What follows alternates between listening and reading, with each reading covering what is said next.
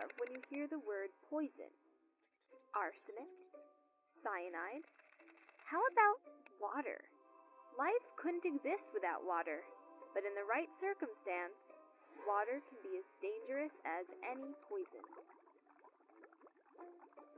Your kidneys filter out excess waste and water from your bloodstream, but they can only process 800 to 1,000 milliliters of water an hour.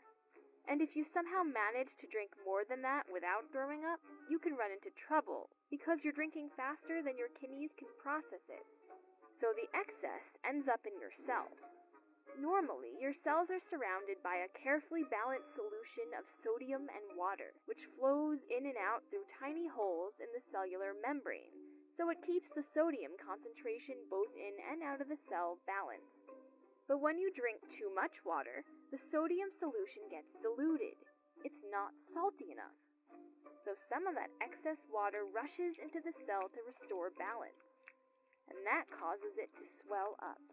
Doctors call this water intoxication, and it's a big problem.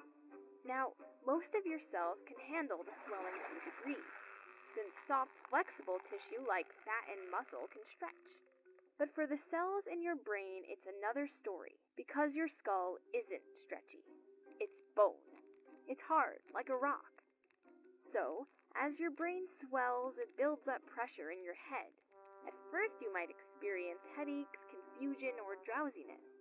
But as the pressure increases, you risk brain damage, coma, and even death. And it could all be over in less than 10 hours.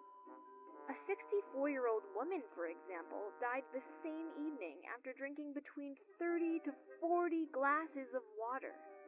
And a group of U.S. Army trainees suffered vomiting and seizures after downing over 2 liters per hour after a tough day of training.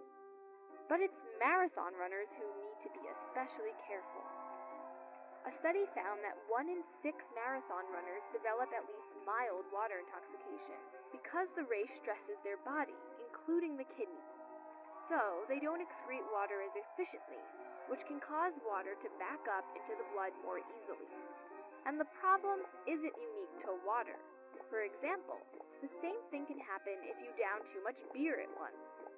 That's called potomania. The good news is, severe water intoxication is rare and is more likely to happen in people who have kidney issues, since they can't process water properly to begin with. Plus, there is an easy way to stay safe. The average healthy adult needs somewhere around 3 to 4 liters of water a day. And since this can come